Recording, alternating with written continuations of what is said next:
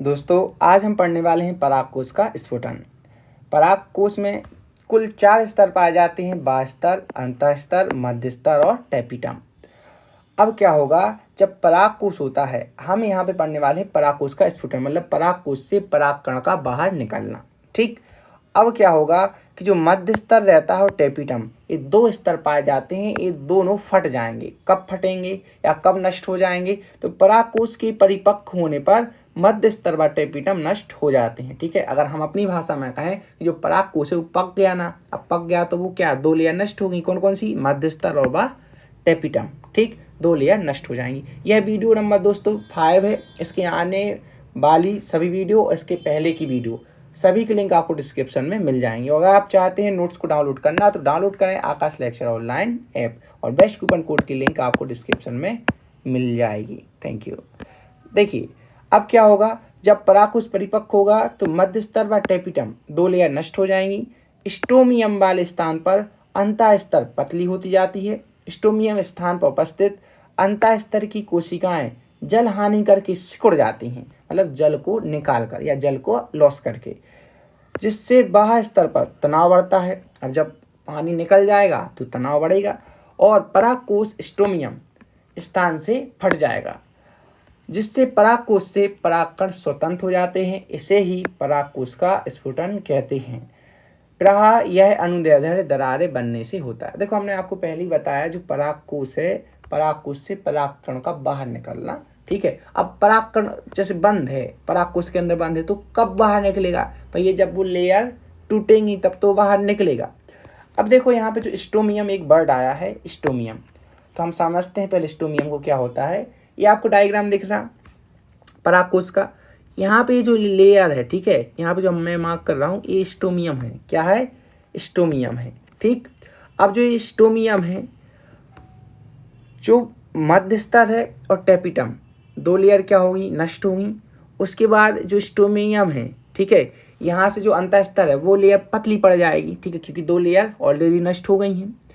अब क्या होगा, जब वो पतली पड़ जाएगी, यहाँ से वाटर का लॉस हो जाएगा, जल निकल जाएगा। जल निकलेगा, बाहर तनाव पड़ेगा। तनाव पड़ने के कारण यहाँ से स्टोमियम फट जाएगा, और जैसे फटेगा तो परागकण क्या हो जाएगा? बाहर निकल जाएगा। मैं आपको एक फोटो और दिखाता हूँ, एनसीईआरटी में दी है। देखिए यहाँ पे स्टोमियम था, स्टोमियम वाले स्थान से फटा, तो यहाँ पे क्या है? ये परागकण है।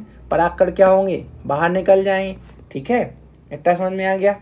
अब देखो नेक्स्ट पॉइंट पढ़ते हैं अपन।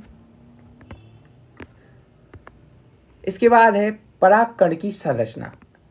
तो जो परागकण होता है, परागकण सबसे पहले मैं आपको बता दूं, परागकण की आकृति गोलाकार होती है।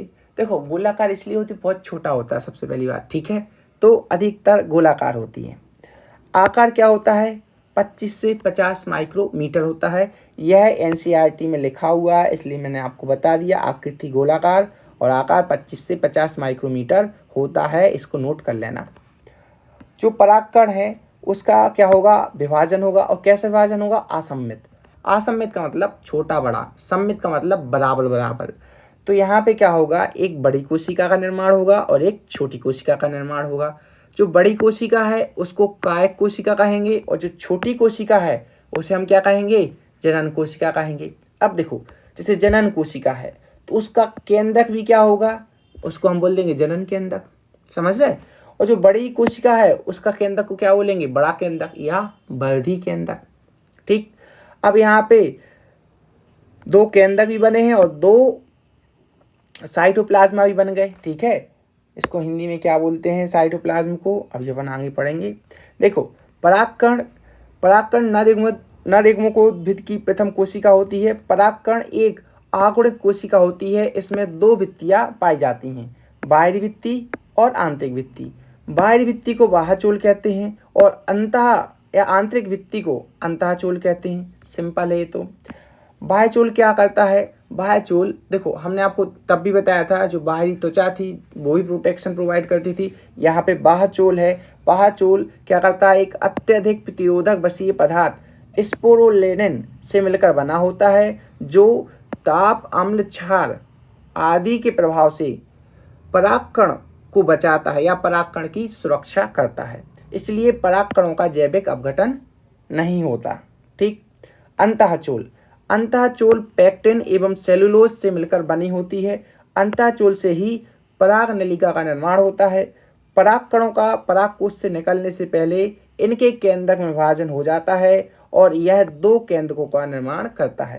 पहला वर्धी केंद्रक, दूसरा जनन केंद्रक। मैंने आपको बता दिया, देखो ये वर्धी केंद्रक है और ये जनन केंद्रक है। जनन कोशिका का केंद्रक, जनन केंद्रक, इतना समझ में आ गया होगा। नेक्स्ट क्या है, फिर कोशिका द्रव्य। ठीक है, कोशिका द्रव्य का क्या होगा, विभाजन होगा। देखिए यहाँ पे एक लाइन है, एक इसका कोशिका द्रव्य है और ये इसका कोशिका द्रव्य है। तो कोशिका द्रव्य का विभाजन होगा, वर्धी कोशिका और जनन कोशिका बनती हैं। ठीक है।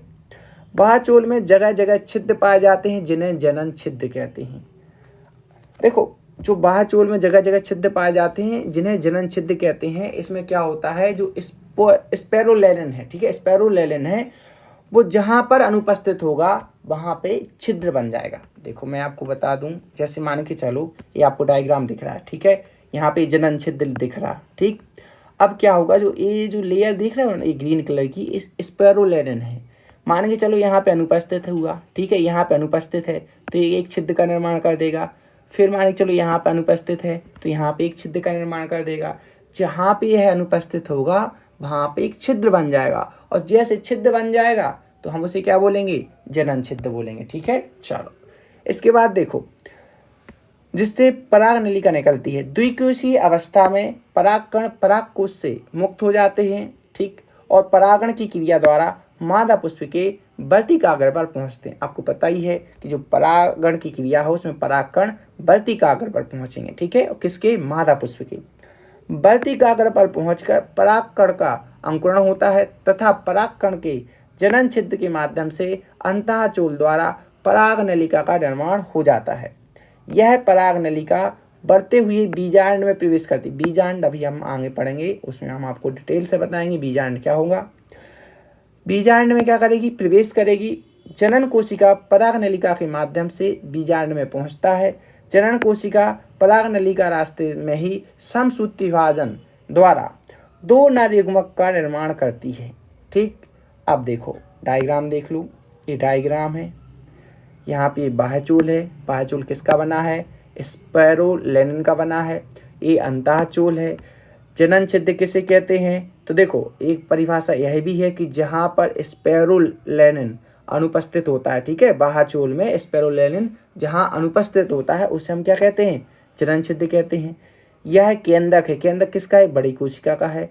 और यहाँ पे देखो इन्होंने एक छोटी कोशिका ऐसे बना दी, हमने वैसे बनाई थी, इन्हें ऐसे बना दी।